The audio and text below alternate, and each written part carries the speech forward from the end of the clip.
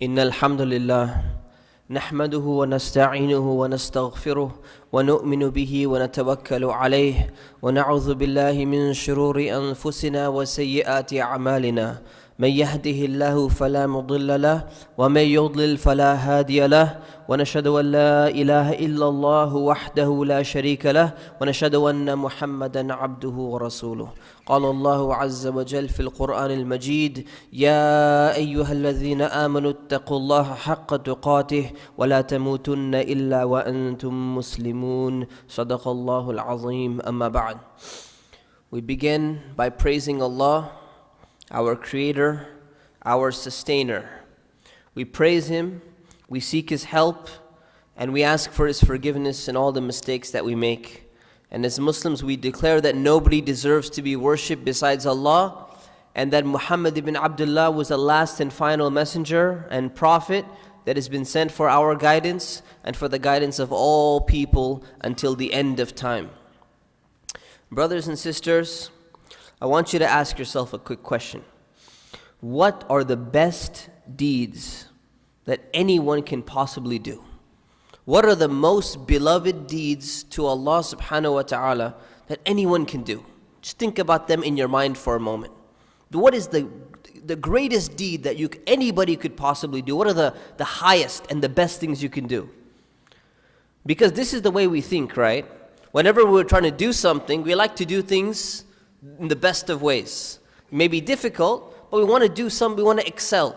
We always want to make sure that we're doing something that has the maximum amount of benefit. So think about what kind of deeds are actually most beloved to Allah subhanahu wa ta'ala. And while you're thinking about some of those deeds, think about why. Why does Allah love those kind of actions? For the most part, it's difficult to do good deeds, especially the really, really good ones, because the more and more difficult it is for your own self, your own nafs, your own ego, to give up something, you find that people struggle with that. So for example, if you're giving charity, it's considered a great deed in Islam. You're giving up something that belongs to you, fi sabilillah, for the cause of Allah subhanahu wa ta'ala. And people don't like to part with something that they have. So if you come back down to it, you find that all the deeds that you may have been thinking of, they probably revolve around three different categories. One of them is giving up your wealth, giving up money. Imagine you give a lot of money in charity. You give all your money in charity, which you shouldn't always be doing that. But if you were, it's difficult. Why is it so hard for people to give charity? If we were to ask right now, after the prayer, we would like everyone to give 20% of the income that they made just today, right after Jummah. Would not be an easy thing. You find people would be struggling. Oh, wait a minute. Let me go out that door instead of this door. Why? Because it's something that people don't like to part with. So one is charity, and it's not only charity, it's the fact that you're giving up your wealth for the cause of Allah subhanahu wa ta'ala. The second is your time. When you give up your time, when you help somebody, when you remove something from the road, when you go and you try to volunteer or do something for the cause of Allah subhanahu wa ta'ala, what are you doing? You're giving up your time that you could have utilized. Your time is your life. You're giving up part of your life to do something that would please Allah subhanahu wa ta'ala instead of pleasing yourself. You could have gone and wasted your time, drinking a coffee or watching a movie or doing some recreation or whatever it is, but you didn't do that. You give up your time for Allah. So that's why some of the greatest deeds, they fall in the category of giving up your time. And of course, the highest deed and the best of deeds is something where you're giving up more than your wealth and you're giving up more than your time. You give up your entire life. Fi sabilillah. You give up your life for the cause of Allah subhanahu wa ta'ala. So charity, doing something which will actually take a lot of time from your life, and giving up your entire life, these are the root causes of what make up the greatest acts that you could possibly do and the most beloved actions to Allah subhanahu wa ta'ala. Now if you think about these three principles, I want you to understand these three principles in relation to a hadith related by Imam Muslim, where the Prophet ﷺ, he said that the first of people to be judged on the day of rising, on the day of judgment, among the first people that are going to be judged by Allah subhanahu wa ta'ala, the first one is a man who was martyred, a man who was killed in the way of Allah subhanahu wa ta'ala. He gave up his life, and then he will be brought forth in front of Allah, and he will be informed about the blessings that he had been given, and he will acknowledge them. Allah will say, you know what, didn't we give you health? You could stand up, you could run around, you had muscles, you had energy, you had all of these things. There are some people who don't have that. Didn't we give you that? Yes, you did. Didn't we give you good health? Yes, you did. Didn't we give you this, that? He said, yes, you gave me all these things, O Allah. So Allah will ask them, He said, what did you do with the blessings that I've given you? And the man is going to answer, O Allah, I fought for you and I was martyred. I fought in your cause. I gave up my life until I was killed, fighting in your cause for a just cause. You know, removing oppression, removing tyranny, getting rid of injustice in the society. So Allah subhanahu wa ta'ala will respond to this man and He will say, no, you lie. You lie. Rather, you fought so that it could be said amongst people that this is a brave man. You didn't fight for my cause. You actually fought, you gave up your life, but your real intention was so that people can say, this is a brave and courageous man who was on the battlefield and doing this and doing that. And that's what you really had in your heart. And that's what you really wanted. And He said, and Allah subhanahu wa ta'ala will say, وَقَدْ قِيلَ, and it was said. Meaning you got what you wanted from the people, they said that. And they thought outwardly that you were fighting for, you were a brave person, so that's what they said. And then the Prophet ﷺ, he says, and the command will be given, and this man will be dragged on his face until he's thrown into the fire of hell. We just talked about the greatest deed, among the greatest deeds, giving up your life. And this guy did it, but his intention was not purely for the cause of Allah subhanahu wa ta'ala. So the highest deed, the greatest deed that you could possibly imagine, turned into being the person who's among the first people to be judged on Yawm al-Qiyamah and thrown into the fire of hell because his intention was wrong, even though outwardly the deed looked good. And then He says, there will be another man who will come, and he's a man who's acquired knowledge.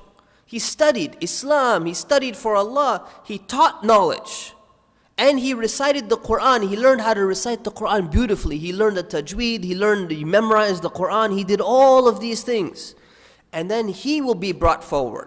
And he will be informed of the blessings that Allah subhanahu wa ta'ala gave him. Allah will say, didn't we give you intelligence? Yes, you did, O Allah. Didn't we give you the ability to go and study at a place? Yes, you did, O Allah. Didn't we give you a good memory so you could memorize? Yes, you did, O Allah. And He said, this man will acknowledge all of these blessings. And then Allah subhanahu wa ta'ala will say, what did you do with these blessings? And the man, this human being, human nature is always trying to make an excuse for themselves. We do this all the time. So the man will come and say, oh Allah, I acquired knowledge and I taught it to other people and I recited the Quran for your sake, for you, that's why I did it. And Allah subhanahu wa ta'ala will respond and say, you lie. Rather, you studied so that people could say, this man is a scholar. And you recited the Quran so that the people could say, this man is a good reciter of the Quran. I love his qira'ah, I love his recitation, I love praying behind him. And he said, and so it was said. You got what you wanted. You wanted the attention from people, you got it, and they said that, and they believed that you were doing this, you had all these skills, that's what they believed, and they were impressed by you. And you got what you wanted, and so it was said, and then the same thing will happen, the command will be given, and this man will be thrown into the fire of hell and dragged on his face. Then the third person will come. And this is the Prophet ﷺ continuing the story. And he said the third person will come, a man to whom Allah subhanahu wa ta'ala has given wealth and all sorts of property. And he will be brought forward and he will be informed of the blessings that Allah has given him. And he will acknowledge the blessings. Didn't we give you that good job where you're making 6-figure salary? Yes, oh Allah, you did. Didn't we let you go to a good university? Yes, you did. Didn't we give you good training in business? Yes, you did. Didn't your investments reap profit? Yes, that's true.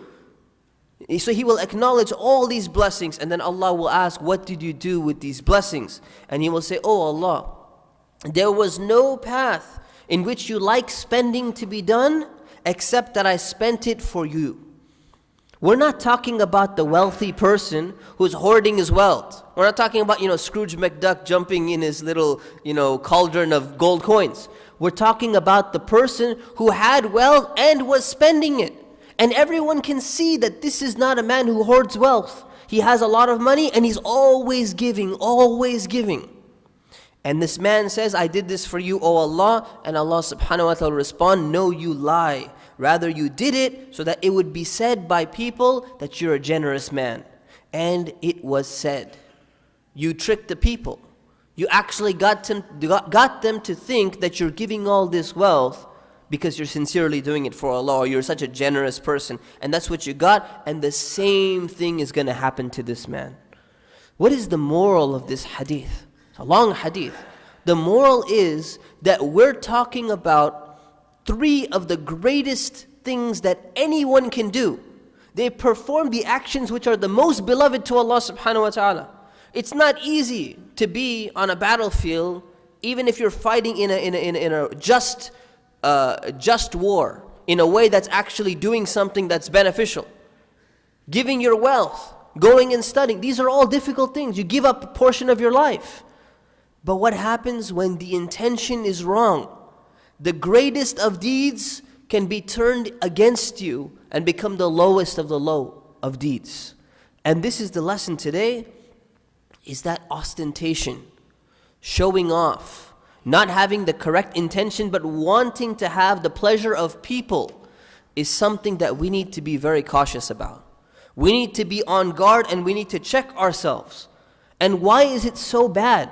How can the person who did all these things, volunteering and speaking and giving and doing all of these things, if your intention is not correct, why does it become so bad? Because Allah subhanahu wa ta'ala has a principle.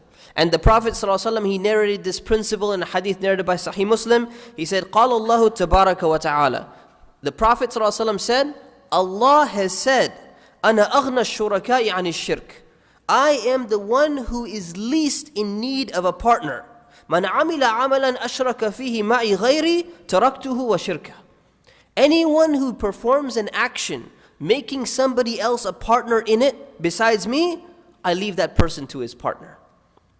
Meaning, if you do something and you're trying to say that, oh, I'm doing it for Allah, but you're actually doing it for somebody else, Allah does not need anyone else to take care of him or to have an intention or something done in another person's name. So I leave you up to that person. Let that person give you the reward.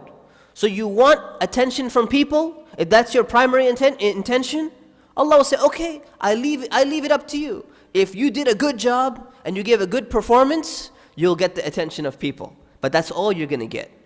If you give wealth and people think that you're a generous person, you get the attention and you get the praise of people. If that's what you wanted, I leave you. Go ahead. Give a lot of charity and you will get the attention of people. So we have to come back and look into our hearts. And what we find is that oftentimes what happens is that our intentions become mixed. Sometimes people have absolutely no intention of doing something for Allah. Like a person who's in a social gathering among Muslims, and this person doesn't even pray. But when everyone gets up and they stand up to pray, this person will go and join them in the prayer and say, it's going to look bad if I don't pray, so I'll go ahead and pray as well. There's actually no benefit in that. This person, had the people not been there, he would have not prayed at all, or she would have not prayed at all. There was no intention of earning any reward from Allah subhanahu wa ta'ala. It was only done primarily for the people. Now this is the worst case. But there are other cases for many Muslims where we have the intention to please Allah, but we also have the intention to please people. And there's a mixture there. Our intention is messed up. It's not set directly for Allah subhanahu wa ta'ala. And this happens to a lot of people. So what happens is, after prayer, you're thinking, should I pray? Should I not pray? Should I do the extra prayer or should I not? Somebody's fasting. Should I do extra fasting on Monday or not? Well, people might say, they might think bad of me if I don't.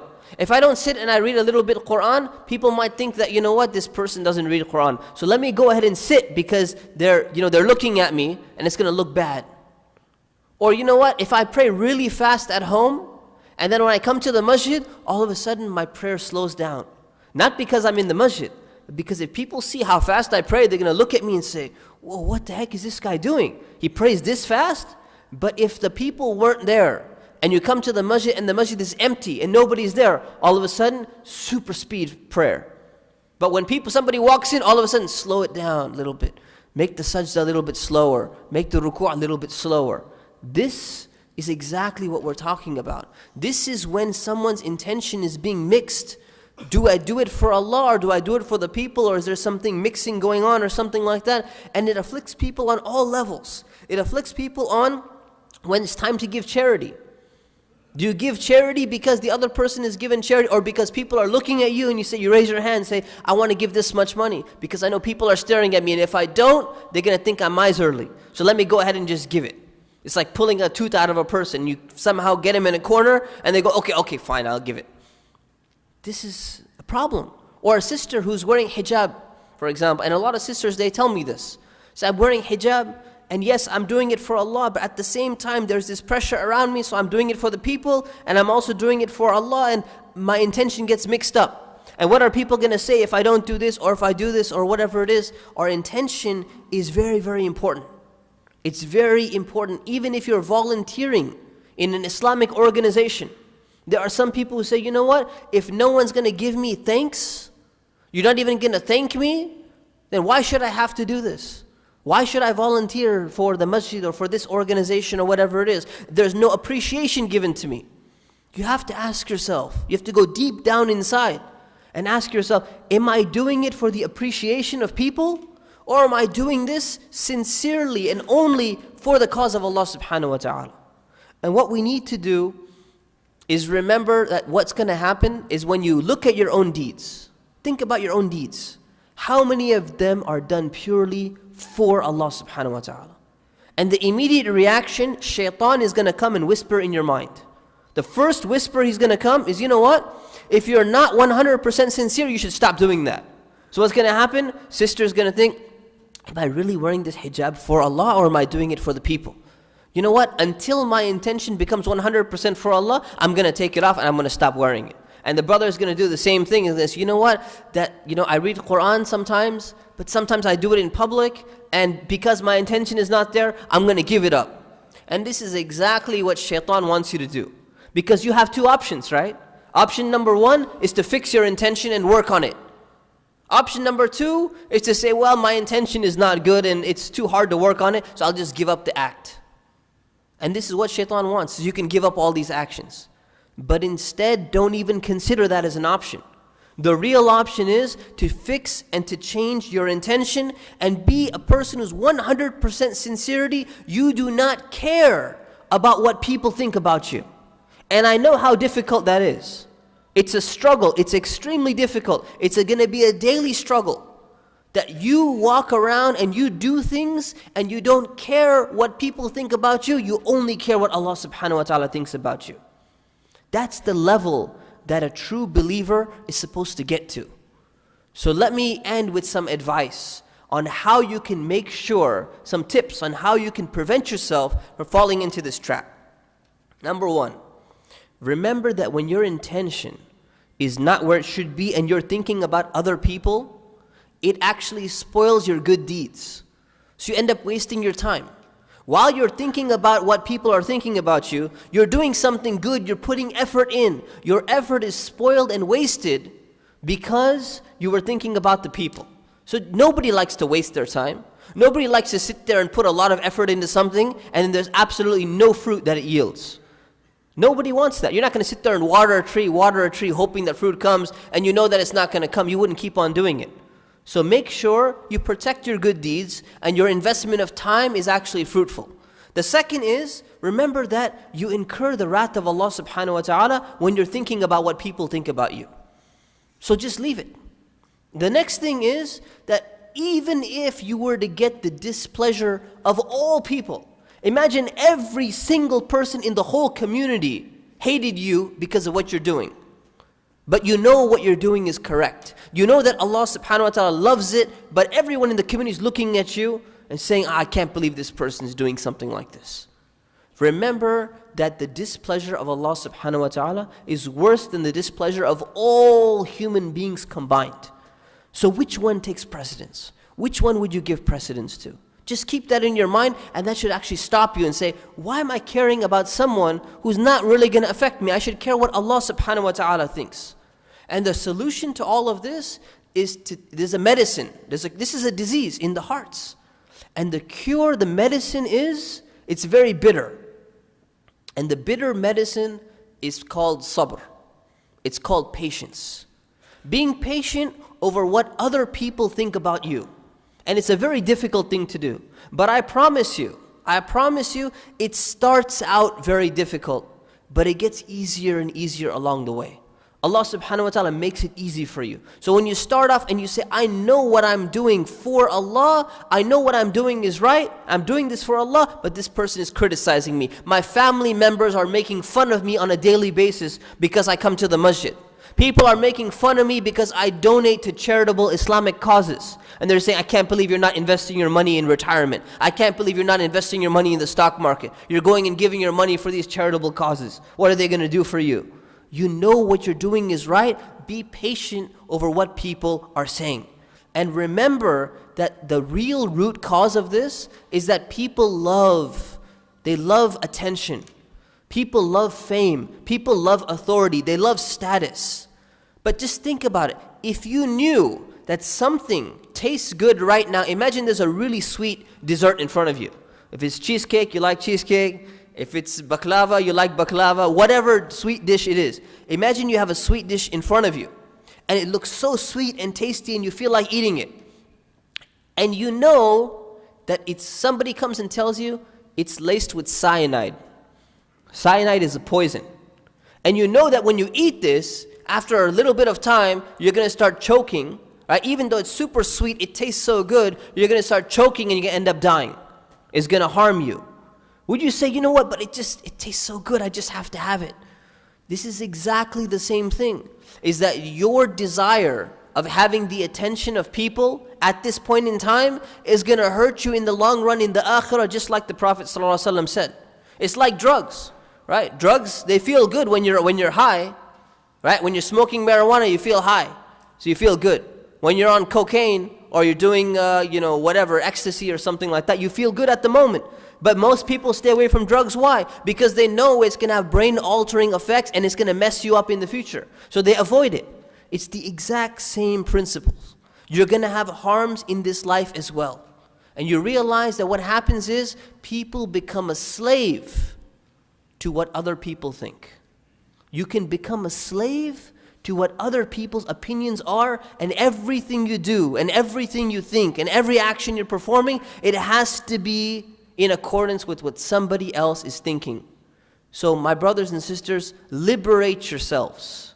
Liberate yourselves and only be a slave and a servant of Allah subhanahu wa ta'ala, because there's no one worthy of being a servant to besides Allah subhanahu wa ta'ala. May Allah help us and guide us at all times. Astaghfirullah li wa lakum wa lisa'iril muslimin fastaghfiruhu innahu huwal ghafurur rahim. Please fill in the gaps and move forward. And start moving in the other room, inshallah ta'ala.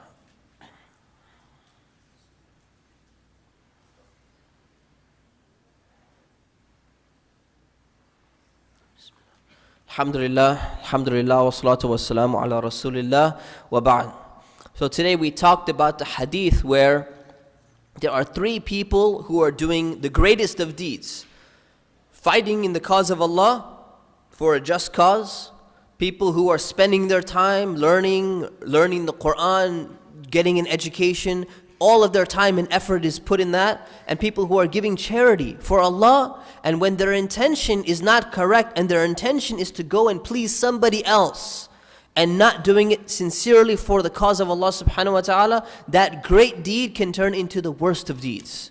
So we have to rectify our intention.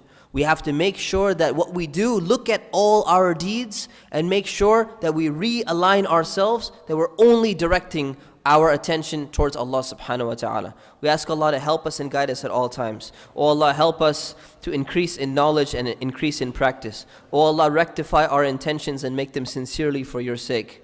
Oh Allah, let us not be tricked into giving up good deeds because our intentions are not perfect. Help us to focus on fixing our intentions and fixing our good deeds. Oh Allah, help all those people who are undergoing difficulty and suffering in the world. Oh Allah, allow us to live as Muslims and allow us to die in a state of true iman. Ameen. Subhana rabbika rabbil izzati amma yasifun. Wa salamun ala al-mursaleen. Walhamdulillahi rabbil alameen. And a few announcements tonight. Tomorrow we have a Saturday family night. It's in Arabic. On the May 3rd, we have an IAOC blood drive with Kaiser Permanente from 9 a.m. to 2 p.m. You can register online and you can also walk in. So this could really help a lot of people if you can donate some blood. And tonight we have a special program. It's called Dawah at the Office. Dawah means how to convey the message of Islam to other people. So how do you actually talk to other people about Islam? I know a lot of people are very hesitant and they don't like to talk to their co-workers or even employees or your boss or something like that. But as Muslims, especially living in this area, we have a responsibility to share Islam with other people and to be able to engage in a conversation with them. And the most common difficulty that people talk about is, I don't know how to bring it up. We don't talk about religion in our workplace. So how do you talk about religion when it's awkward or it's weird? Well, tonight we have a seminar at 8 p.m. It's going to be a hands-on seminar on how to answer questions that people have about Islam and how to actually initiate conversations about Islam when we're not actually talking about religion. So it's going to be with myself and brother Zuhair Sha'ath, our outreach coordinator. Please make it tonight at 8 p.m. inshallah ta'ala. Wa aqimus salah.